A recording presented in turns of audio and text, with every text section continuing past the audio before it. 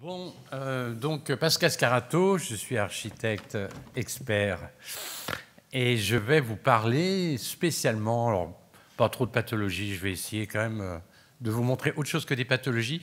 Donc je vais vous parler du patrimoine en pisé, je vais vous parler d'une petite niche constructive de la terre crue, mais un patrimoine qui est dévalorisé et méconnu.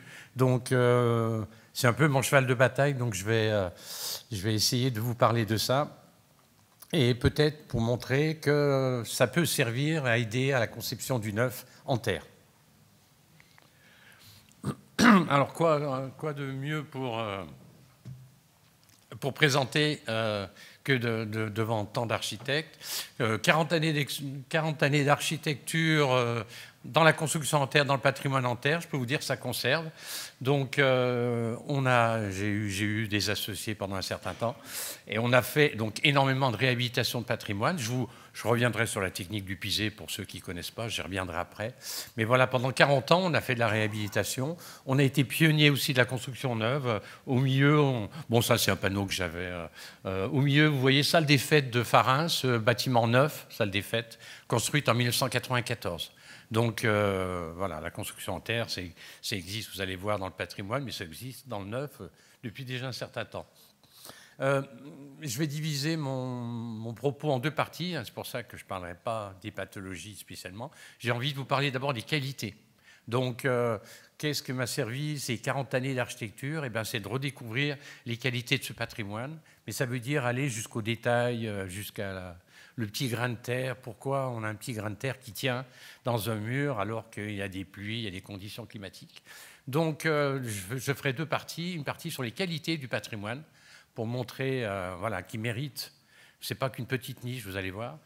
Et en deuxième partie, donc 30 années d'expertise dans ce domaine. Donc je suis venu, on m'a demandé un jour, il dit tiens, tu es spécialiste du pisé, tu devrais te proposer comme expert judiciaire. Donc j'ai fait depuis 30 années des expertises judiciaires. Donc ça m'amène à parler des défauts. Donc je ne parlerai pas que des pathologies, des désordres, il y en a beaucoup, donc je vais essayer de résumer, j'ai peu de temps. Mais je vous parlerai aussi des défauts d'approche, surtout. Ce n'est pas que le désordre du matériau. Alors, le pisé, pour ceux qui ne connaissent pas, c'est de la terre qu'on va prendre dans le terrain, tout simplement. On enlève la couche arable et on prend une terre non organique, qui est un composant d'argile, de sable, de gravier, de cailloux, variables qu'on va trouver. Et en fait, c'est l'ancêtre du béton, pour ceux qui connaissent le béton. Le pisé, c'est le matériau qui était mis dans un coffrage. Là, un coffrage traditionnel. On mettait un coffrage et dedans, on remplissait par couches. Donc, pisé, ça vient du latin pisare, damer, ça veut dire damer. Donc, on dame une couche de terre, on remplit le coffrage, on décoffre et on continue. L'intérêt, c'est qu'on décoffre tout de suite. On va presque plus vite que le béton. Bon. Donc voilà un exemple de bâtiment où on voit très bien, le coffrage est assez court, hein, il fait 2,50 m, je passe sur les détails, mais on voit très bien une succession. Donc on fait à l'horizontale la périphérie du bâtiment, on passe au-dessus et on fait souvent dans l'autre sens. Bon, là, donc le matériau est tout simple, c'est de la terre qu'on prend sur place. Donc on verra les qualités aussi écologiques, donc ça fera partie de mon propos. Alors voilà, j'essaye un peu, des fois, de dépasser un peu les problèmes de désordre, de sinistre que je vois. Donc, c'est vraiment, dans ce patrimoine, il y a quelque chose d'assez surprenant. C'est que d'un côté, des journalistes et plein de gens qui s'inquiètent, qui font les articles, il y a eu un bâtiment qui s'est effondré, tous les bâtiments vont s'effondrer. Et à côté de ça, on a des monuments historiques. Donc, je vous montrerai donc, la première partie, les qualités, et après, les désordres. Pourquoi une particularité, j'essaie de l'intérêt d'être un peu là, c'est de vous montrer la particularité de ce patrimoine, de cette technique, c'est que le savoir-faire a disparu. Donc ce patrimoine est totalement méconnu. Tous les acteurs qui faisaient du pisé ont disparu avec les guerres mondiales. Donc après la Deuxième Guerre mondiale, on faisait quasiment plus de pisé. Donc les acteurs ont disparu, le savoir a disparu, et il n'y a pas de règle de l'art. Donc on se trouve, j'ai entendu parler, M. Saint-Gouin, tout à l'heure, de règles de l'art. Dans le patrimoine en pisé, et dans la construction neuve, il y a une évolution depuis, on n'a pas de règle de l'art. Donc on n'a pas de savoir-faire. Et donc, qu'est-ce qui ressort, qui va servir l'analyse, et c'est un peu là-dessus que je vais lutter, c'est toutes les idées reçues. Et donc, je vais essayer d'être un petit peu, peut-être, un peu provocateur, moi j'aime bien, mais voilà, donc c'est pour ça que je me suis amusé à mettre une photo un peu déformée pour dire qu'il y a un problème de biais d'analyse de ce patrimoine, puisqu'on a perdu tout son savoir, toute cette connaissance. Donc, moi, j'essaye de mon travail, donc voilà, c'est de retrouver, donc ça a été ces 40 années, de retrouver pourquoi un bâtiment fait avec de la terre, vous prenez de la terre, vous mettez dans une cuvette d'eau, vous n'avez plus rien au bout d'un moment, comment que ça se fait que ça tient? Et on va voir que ça tient sans enduit, que ça tient depuis très longtemps. Donc, où est le biais d'analyse, etc. Donc, j'y reviendrai sûrement un petit peu. Le biais d'analyse vient que le savoir ayant été perdu, il a été pris, alors je vais dire par l'ingénierie en général, mais par la construction neuve. Et du coup, on essaie d'appliquer le savoir de la construction neuve à ce patrimoine. Et c'est ce qui, pour moi, pose un certain nombre de problèmes. Voilà, alors, les qualités, je vais essayer de passer vite, mais vous montrer un peu les qualités de ce patrimoine. Bon, tant pis, je parle encore un petit peu. Une des premières qualités, c'est qu'on a tout sur place dans ce patrimoine. Si on sait analyser correctement, si on va aller voir sur place, on n'a pas de biais d'analyse en disant mais comment que ça se fait? Alors c'est vrai que c'est surprenant, on va voir un bâtiment qui n'a pas d'enduit. On va voir de la terre et du coup, je pense que pour beaucoup de gens, ça fait peur parce qu'on a l'impression presque de voir un tas de terre ou de voir un terrain labouré. Donc quand on va voir un mur en terre, on se dit mais comment que ça se fait que ça tient? Donc ce laboratoire est fondamental pour moi, il a été fondamental pour moi et je pense qu'il serait fondamental pour les gens qui vont faire de la conception en œuvre. J'en ai fait d'aller retrouver, d'aller faire des études sur le patrimoine. Il n'y a pas d'études sur le patrimoine, il n'y a pas d'études scientifiques, même si voilà, il y a des petites bribes, j'en parlerai rapidement. Le patrimoine, alors je ne vais pas vous parler des 1500 ou des 2000 communes de la région Rhône-Alpes qui s'est augmenté avec la région Auvergne. Moi, j'ai estimé, j'ai calculé sur tous les départements Isère, Rhône, Loire 1, 1500 communes où il y a du patrimoine empisé.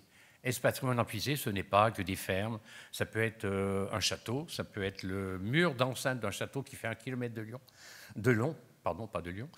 On a énormément de fermes, oui, ça c'est traditionnel, on va voir, mais on a des bâtiments beaucoup plus intéressants. Et là j'ai eu la chance de découvrir ces bâtiments, puisque j'ai eu la chance de faire une étude sur le patrimoine. On a 2 bâtiments qui datent de fin 19e, très symétriques. Donc il y a un architecte derrière, que je n'ai pas encore eu le temps d'aller voir le propriétaire, parce qu'il n'y avait plus de propriétaire. Il y a 2 bâtiments très symétriques, donc vous voyez déjà la symétrie. Vous avez l'autre bâtiment à gauche, pareil. Ces 2 bâtiments, donc 3000 m3 de terre déplacée. Donc vous avez l'étang à 50 mètres. Et il y a une recherche architecturale évidente. Et si je pourrais en parler 1 heure sur ce bâtiment. En fait, il y a plein d'erreurs faites. Il y a plein d'ouvertures sont fausses. Ce sont des trompe-l'œil. Donc, il y a un architecte derrière. Ce serait intéressant d'en parler. J'ai estimé un jour, comme ça, quand je m'embête, si j'imagine qu'il y a 1 million, 1,5 million ou 2 millions d'ouvrages en terre dans la région Rhône-Alpes-Auvergne, à peut-être 300 millions de tonnes de murs qui ont été bâtis. Voilà, c'est un peu pour vous donner un peu la petite niche dans laquelle je travaille. Ce ne sont pas que des fermes, ce ne sont pas, vous allez voir encore chaud, des bâtiments historiques. Vous avez à gauche, alors, 2 exemples, le château de la Bâtie d'Urfé, premier château Renaissance de France, construit en pisé. Un historien a dit, mais je ne comprends pas comment un bâtiment de cette importance, ça peut être construit en pisé. Ben si, il n'y a pas de pierre. Donc on prend la terre sur place, et puis qui on fait travailler? Ben, les ouvriers, tous les gens de la ferme, pas de la ferme, du domaine. Donc on fait travailler gratuitement avec un matériau gratuit, et on a pu construire ce château classé. Et à droite, vous avez la salle héraldique de la Diana, qui date de 1295. C'est le bâtiment le plus ancien qu'on peut trouver. Donc on a des bâtiments qui datent du XIIIe siècle dans la région Rhône-Alpes. Donc c'est quand même une qualité de pérennité, hein. Pas que du patrimoine rural, aussi un patrimoine urbain. Il y a une omerta, j'ose le dire, il y a une omerta sur le patrimoine urbain. Par exemple, à Lyon, on estime qu'il y a peut-être 500 immeubles, peut-être plus, il y en a beaucoup qui sont rasés, 500 immeubles à Lyon qui sont empisés dans le centre ancien de Lyon qui est classé à l'UNESCO. Le dossier de l'UNESCO ne parle pas que les bâtiments sont construits en pisé. Et une omerta. Mais elle va bientôt disparaître puisqu'il y a une thèse qui va sortir avant la fin de l'année sur le patrimoine de Lyon, en pisé. L'exemple du bâtiment à droite, effectivement, que j'ai eu dans une expertise, 26 mètres de haut. Vous avez un immeuble qui fait 26 mètres de haut. Alors, il n'est peut-être pas tout empisé au rez-de-chaussée, je ne sais pas. Mais en tout cas, tout le haut est empisé, 26 mètres de haut. Donc, on parle de la résistance à la compression du pisé. C'est pas bien, c'est fait, ben, ça tient très bien. Ça peut tenir très longtemps. Je passe. Alors, un petit peu d'idées reçues pour montrer quand même des qualités de bâtiments qui n'ont pas d'enduit. Donc, quand on dit qu'il faut enduire un bâtiment pisé, je vous passe les détails, mais il n'y a pas besoin d'enduit. Et quand on dit qu'il faut un bon chapeau et des bonnes bottes, vous devez connaître un petit peu cette formule, qui pour moi est totalement... ne repose sur aucune analyse, c'est juste un résumé d'une image. Vous voyez bien le bâtiment en haut à gauche, il n'y a pas de débord de toit. Le débord de toit, il va être en bas de pente, sur les murs gouttereaux, ok, mais sur le pignon qui n'a jamais eu d'enduit, il n'y a pas de problème d'érosion, donc il n'y a pas de problème d'eau. Donc je voulais dire qu'il n'y a pas de problème d'eau, je n'osais pas... Voilà.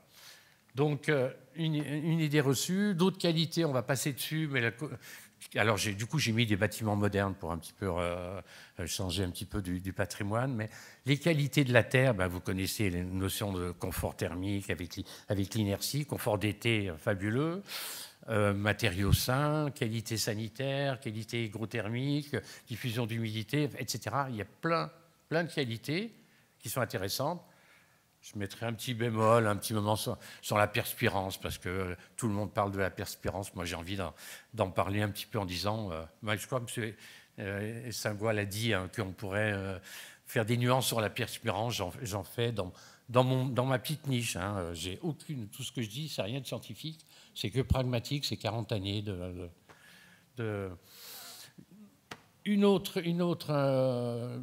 un autre domaine pour moi important, la stabilité, l'homogénéité de ce type de bâtiment. La plupart des ingénieurs ou des gens, même des spécialistes de la terre, des architectes, me disent mais on a peur, un bâtiment il est instable. Au contraire, la stabilité est vachement étudiée, et ça, pas assez, étudiée par les anciens, je veux dire, pas étudiée maintenant. On a construisé avec un fruit, c'est-à-dire qu'on réduisait les murs pour faire une sorte de pyramide, donc on a une meilleure stabilité. On a une homogénéité du mur, ce qui est assez étonnant. Un expert m'a dit un jour, oui, un mur en pierre, c'est plus homogène qu'un mur en pisé. Vous avez un seul matériau, il est continu tout le temps. Bon, il a effectivement des séparations entre coffrages, mais on a une continuité énorme. Donc on a déjà le mur en soi, il a une stabilité, alors pas structurelle, mais déjà un comportement, on pourrait parler de l'attraction, etc. Donc il y a plein de notions de stabilité qui font peur, alors que pour moi, j'essaye de dire qu'on a l'inverse. Alors un exemple, un contre-exemple, mais sur la gauche, alors là on n'est pas tout à fait dans les qualités, mais un peu dans l'expression de certaines choses. Sur la gauche, vous voyez une fissure d'angle. C'est une caractéristique du bâti en pisé, du coup, je pensais un peu au carreau de chocolat. Vous cassez au carreau de chocolat, à l'endroit où il y a moins de matière. Et bien là, vous avez moins de matière puisque les angles, les banchets se croisent. Donc vous avez une banchée sur deux qui n'est pas liée à l'autre. Donc du coup, ça fait une sorte de pointillé. Donc les bâtiments, quand ils bougent un peu, ils vont péter à l'angle. Moi aussi. Ils vont se fendre à l'angle. Vous faites venir un ingénieur, il part en courant. Alors que moi, je vais analyser la stabilité, le problème de fruit. On a des murs qui sont comme ça. Même s'ils sont fissurés, comment ils vont faire pour faire ça? Je n'ai pas encore compris, il n'y a pas un ingénieur qui a réussi. Donc, on a des caractéristiques qui font peur parce qu'elles sont mal analysées. Et à droite, je me permets, donc dans un bâtiment où on voit là des fissures verticales, mais juste encore l'idée reçue de dire oui, sous une charpente bois, il faut absolument mettre une semelle, sinon on va avoir des problèmes de compression, de surpression, de descente de charge. Ça fait encore partie des idées reçues. Donc il y a plein d'idées reçues. Oui, précaution, dès qu'on rentre dans un bâtiment pisé, quand on sait le maîtriser, on arrive à une autre qualité, c'est la faculté facilité d'aménagement. Plein de gens se posent des questions. Comment on va aménager une maison? Moi, je dis, quand on connaît, c'est facile. Vous avez un matériau homogène, vous voulez faire un trou dans le mur, je ne l'ai pas, si là c'est chez moi à gauche, l'oculus, mais vous creusez un oculus, vous n'avez pas besoin de faire de linteau. Vous avez une descente de charge qui est homogène sur les côtés. Donc il y a plein de peurs par rapport aux facilités d'aménagement qui, au contraire, sont, quand on maîtrise son domaine, eh ben, on peut très facilement réhabiliter des bâtiments. Donc, j'ai réhabilité un très gros bâtiment public en haut à droite en 93. J'ai fait des choses un petit peu modernes. Alors, je montre, parce que j'ai fait 40 années, donc je ne vais pas aller chercher d'autres exemples, mais en réhabilitation, j'en ai fait un certain nombre. Ça m'a amené un peu... je profite de mon métier d'expert pour des fois analyser, puis des fois on demande des études. Donc je réfléchis un petit peu et tout d'un coup je me suis dit, mais on parle d'architecture de terre. Ben oui, c'est vrai, il y a une vraie architecture de terre. Il y a une structuration complète du bâtiment. On parlait des problèmes on va parler après des problèmes de pathologie. Vous me dites si mon temps part vite, je ne sais pas du tout. Voilà. Donc, tout d'un coup, j'ai réfléchi, qu'est-ce qui fait qu'on a une architecture de terre? Et ben, en fait, on a des bâtiments faits avec des banchées droites, donc les bâtiments sont droits. On n'a aucun élément, donc j'ai fait ce petit schéma, on n'a aucun élément qui dépasse. On n'a pas d'escalier extérieur, on n'a pas de choses bizarres. Pourquoi? Ben parce que ça va éviter les pathologies. Donc, on a voilà, donc j'ai eu toute une réflexion sur cette notion de construction et de protection. Voilà, donc architecture. Technique aussi, pour moi, c'est très important, c'est que cette technique va être, quand vous êtes devant un mur, vous faites de la lecture de mur comme un archéologue, en fait, vous allez découvrir plein de choses. L'intérêt d'un mur en terre, c'est que l'extérieur sera pareil que l'intérieur. Un détail près, hein. Le mur aura le même comportement et à l'intérieur du mur lui-même, vous ne pouvez pas avoir une dégradation intérieure qui ne va pas se voir à l'extérieur. Donc l'intérêt, c'est que la technique permet de facilement analyser. C'est aussi une bonne qualité, une bonne caractéristique. Et je vais insister là-dessus. Sur la photo de droite, on a un très beau soubassement. Et c'est le mot, s'il faut retenir un mot de ce que je vais dire, c'est le soubassement. J'en parlerai par rapport aux pathologies et remontées capillaires. On a eu juste quelqu'un qui en a parlé juste avant. Élément fondamental dans les pathologies et élément fondamental dans les protections, dans la qualité. Et dès qu'on va avoir une voirie qui va remonter le long du mur, on va avoir des problèmes. Donc ça, c'est important. Je bloque, non. Les défauts. Une sinistralité, alors je vais commencer par ça, une sinistralité énorme, ça on est bien d'accord, vous allez voir des horreurs. Je ne vais pas vous montrer que des petits oiseaux, je vais vous montrer des horreurs. C'est mon quotidien, c'est surtout le quotidien, enfin pas le quotidien, mais ce qui arrive à des gens, d'avoir tout d'un coup leur maison qui se fondre. Et c'est une caractéristique, donc un défaut, une pathologie, qui est bien particulière au bâtiment pisé, parce que vous allez voir un bâtiment, vous allez le voir, et tout d'un coup il va tomber. J'ai loupé, je n'ai pas réussi à instantanément en voir un, je suis passé pas loin. Mais on a voilà, une sinistralité, donc j'ai un certain nombre pour pouvoir analyser des problèmes de désordre. Je liste un petit peu mon nom des désordres, donc j'ai une liste de 450 sinistres où je mets des mots-clés pour essayer d'arriver à comprendre ce qui se passe d'une manière statistique. Alors, dans les désordres, alors, je ne vais pas parler que de désordres de pathologie, donc j'ai dit des défauts d'approche, par exemple. Vous avez un bâtiment en haut, j'ai eu en expertise judiciaire, vous avez un bâtiment en haut qui est empisé, vous avez en dessous un bâtiment neuf en béton, et vous dites au maire, mais pourquoi vous avez fait ça? Pourquoi vous n'avez pas réhabilité? Le maire, il est parti un peu en courant, il n'a pas voulu répondre.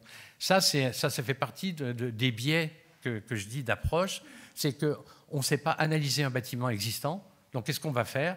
Ou alors on fait venir un ingénieur, un bureau de structure qui va dire « Ouh là là, vous rasez, vous faites du neuf, vous allez gagner plus, etc. » Donc ça fait partie de la sinistralité. J'ai estimé un jour qu'il y avait 2000 bâtiments qui tombaient par an, enfin qui disparaissaient un peu à cause de ça, un peu à cause des désordres, etc.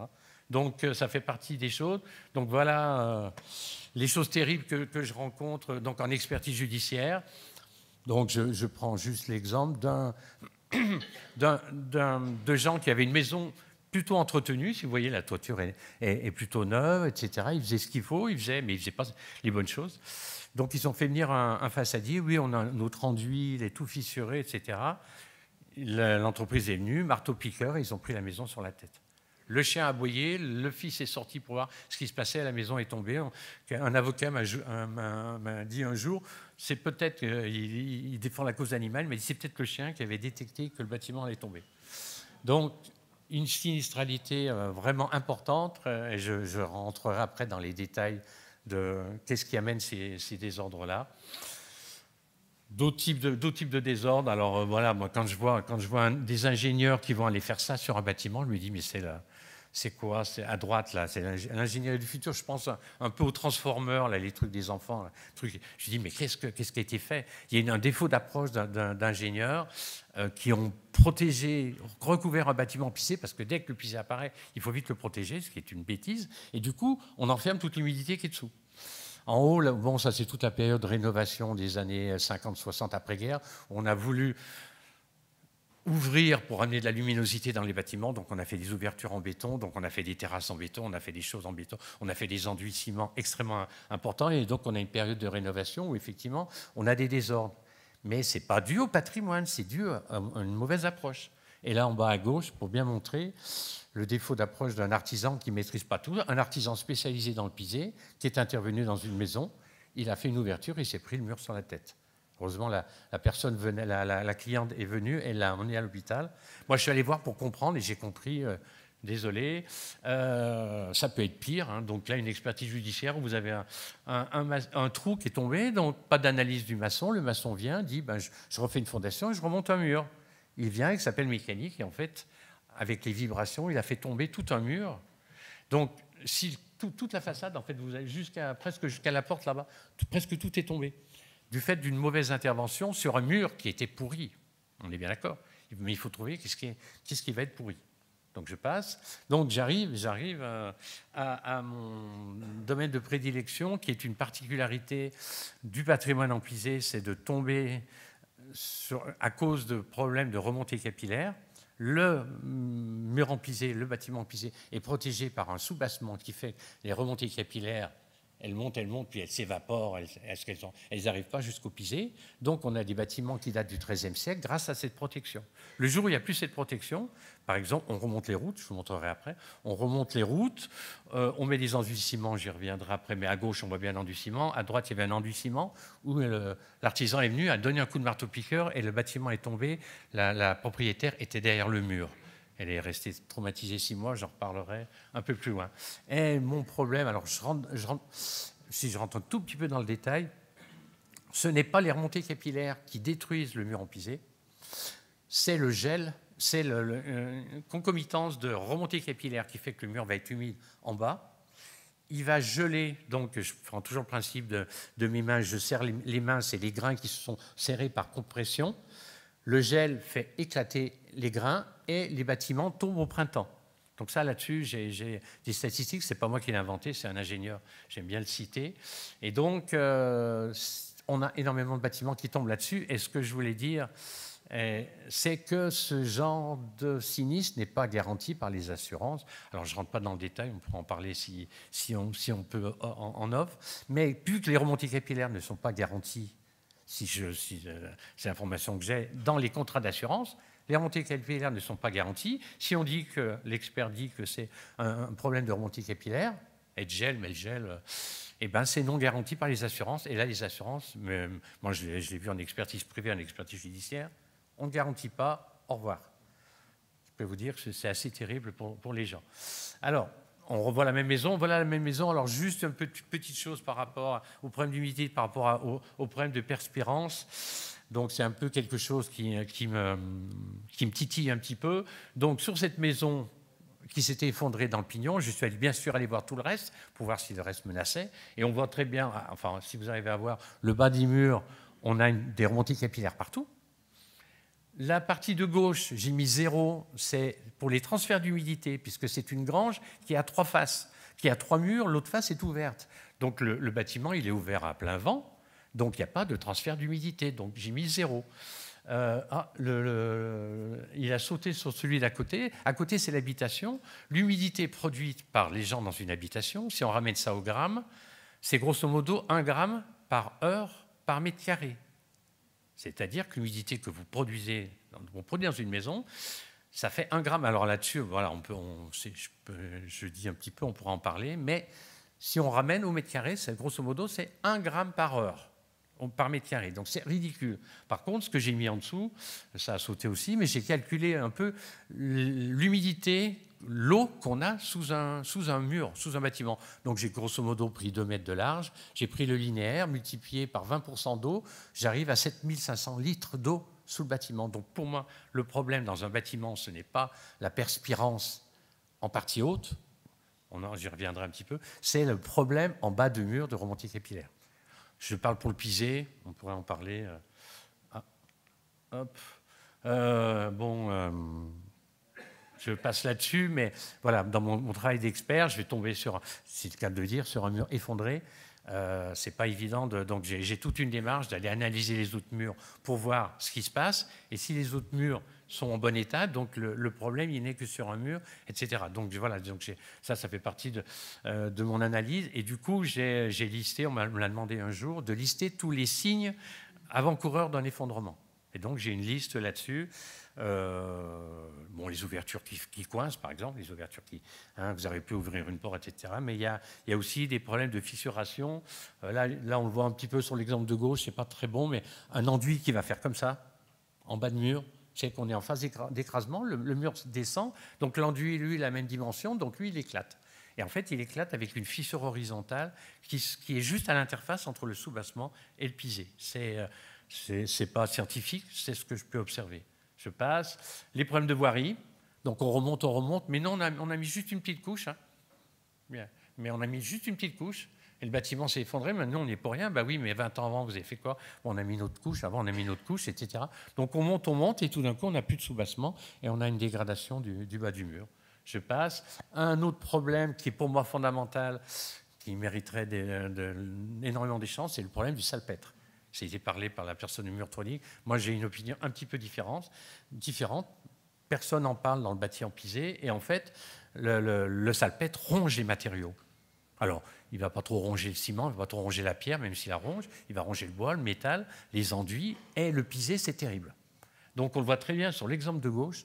Vous avez le pisé, vous le prenez à la main, c'est une poudre. Je passe sur le détail, parce que sinon... Alors... il faudrait parler des enduits, c'est fondamental. Un enduit à la chaux, oui, ok, je suis tout à fait d'accord. Mais un enduit, moi, ça m'énerve quand on dit oui, la chaux, c'est bien, c'est gentil, et le ciment, c'est méchant. Moi, j'aimerais qu'on dépasse un petit peu ça. C'est un peu trop simple, c'est un peu comme le bon chapeau et les bonnes bottes. Un enduit ciment ne pose un problème qu'en partie basse, à partir du haut des remontées capillaires, donc on va dire 1,50 m. À partir de là, ça ne pose plus aucun problème. Je ne vais jamais aller faire d'enduit ciment sur un bâtiment en pisé. Je vais soit faire un enduit à chaud, soit pas faire d'enduit. Mais de dire qu'il faut absolument enlever l'enduit ciment, et donc les gens viennent avec un marteau-piqueur, ils tapent sur le mur, et le mur s'effondre. En fait, l'enduit ciment a été mis souvent sur des pathologies. C'est ça qu'il faut voir. On a une dégradation du pisé par les remontées capillaires. Et qu'est-ce qu'on vient faire? On vient vite mettre du ciment. Donc en fait, sur quelque chose qui est abîmé, on vient mettre un mauvais traitement. Donc on va augmenter la pathologie. Mais ce n'est pas en soi le ciment qui est mauvais. Grand sujet, je reste là-dessus, si vous voulez, on en discutera après. Mais en tout cas, moi, j'ai 40 années d'analyse de ça. Il me reste combien, juste 5 minutes? C'est bon, j'arrive presque à la fin. J'ai eu la chance de faire cette année, même tout en m'approchant de la retraite, une réhabilitation d'un pignon, un pignon en pisé où il y avait un enduit ciment qui était vraiment très épais. J'ai estimé qu'il faisait 15 tonnes sur le pignon. En faisant 5 cm d'épaisseur, ça faisait 15 tonnes d'enduit ciment. Donc c'était assez terrible. Et on m'a demandé, en tant qu'architecte, de suivre le chantier d'un enduit de façade à la chaux. Je trouvais que ça servait à rien, que j'allais servir à rien. Et en fait, on est tombé sur des pathologies structurelles énormes, des choses que j'avais jamais vues en plus. Donc on a eu vraiment tous les problèmes. Et ce qui m'a intéressé dans cette démarche, c'est qu'ayant un problème, on a évacué les gens. On s'est dit, il faut parce que l'entreprise était spécialisée, j'étais spécialisé, mais architecte, expert, donc ça ne veut pas dire grand-chose. Donc on va chercher un ingénieur. Donc on est allé prendre un ingénieur sur la place de Lyon, puisqu'on est en plein Lyon. L'ingénieur est arrivé, il a dit, ouh là là, eh ben, au revoir, merci, et il est parti en courant. Donc j'ai vraiment adoré, c'était très pédagogique pour la jeune architecte que je suis en train de former. C'était terrible, quoi. Il était tellement dépassé qu'il est parti. Alors j'ai eu la chance d'en connaître un de 40 ans, avec qui j'ai pu travailler, un ingénieur, qui lui est venu, qui a dit, oui, ta méthode de bricoler par-ci, de bricoler par-là, de reprendre là, il n'y a pas d'autre solution. C'est incalculable, mais je te suis. Et on a réhabilité donc ce bâtiment. Et c'est pour montrer un peu les défauts d'approche d'ingénieurs et d'architectes. On a presque tous, pas tout à fait moi, mais tous été formés alors, au neuf et pas à la réhabilitation. Donc du coup, on a une approche biaisée. On a une approche biaisée et du coup, la moindre fissure, là, on avait une déstructuration terrible. Et là, voilà, le bâtiment est fini. On est au-dessus d'un jardin classé monument historique, type facteur cheval, dans Lyon. Donc ça a été, c'est pour montrer un peu les problèmes d'accroche. Alors là, c'était pour vous faire parler. Donc j'ai une grande question. D'après vous, quelle est la maison qui va tomber la première? La question, elle est à peine directive. Donc, eh ben non, désolé. Elle est déjà tombée. Désolée, elle est tombée. Il manque la maison à côté. Ah ben zut. Alors. En fait, on voit que la Est-ce que vous pouvez réduire? Est-ce qu'il y a pas un problème de... Il y a sûrement un problème. Ma photo. Mais... Alors en fait, je suis désolé. Est-ce qu'il n'y a pas possible de réduire, non? Non, on ne peut pas. Alors, je suis désolé, dommage. Bon, tant pis. En fait, c'est une maison où il y a un soubassement, où il y a 2 mètres de mur en pisé, et tout le haut, donc on voit tout le haut qui s'érode. Mais en fait, ça fait 30 ans qu'elle s'érode petit à petit. Et donc, ce que je voulais dire, manque de peau, c'est que celle-là, elle va durer plus longtemps que celle-là qui va tomber très vite, parce qu'il n'y a pas de soubassement. Et donc, le bas va se dégrader très vite. Et donc, celle-là va tomber plus vite que celle-là. Mais je suis désolé. Je suis désolé, la photo, elle a sauté. Merci beaucoup, Pascal Scarato, pour cette intervention. Non, mais j'ai pas... Bon. Alors... J'avais pas dit pas fini, mais c'est voilà, juste en conclusion, moi j'aimerais qu'on arrive à ce que le patrimoine serve pour la construction neuve. Alors je pars en terre, en pisé, hein, qu'on aille rechercher, donc c'est pour ça que j'aurais pu parler de formation, de règles de l'art, etc., qu'on aille retrouver les qualités du patrimoine, les défauts aussi, et à partir de ça, ça aidera à la conception neuve, et pas faire l'inverse, c'est-à-dire que des gens se forment à la construction neuve en pisé, et après ils veulent donner des conseils en réhabilitation, et c'est une catastrophe. Voilà. Alors, je voulais juste préciser, je crois que vous avez écrit des ouvrages et que vous en avez amené quelques-uns. Et donc, si vous êtes intéressé, vous pouvez aller rencontrer Pascal Scarato tout à l'heure et voir un petit peu sa bibliographie. Ça fait partie de la pédagogie, c'est d'écrire des choses. Et on a écrit plusieurs choses. Un livre, Le Pisé, qui a eu quand même un bon succès, mais qui n'existe plus. Je me suis permis d'écrire un cahier d'experts où je résume très vite tout ce que je vois tout le temps. Donc en fait, c'est les plus grosses pathologies, les plus grosses choses intéressantes. Donc j'ai résumé ça dans un cahier d'experts. Voilà. Voilà, donc vous pourrez en prendre connaissance tout à l'heure.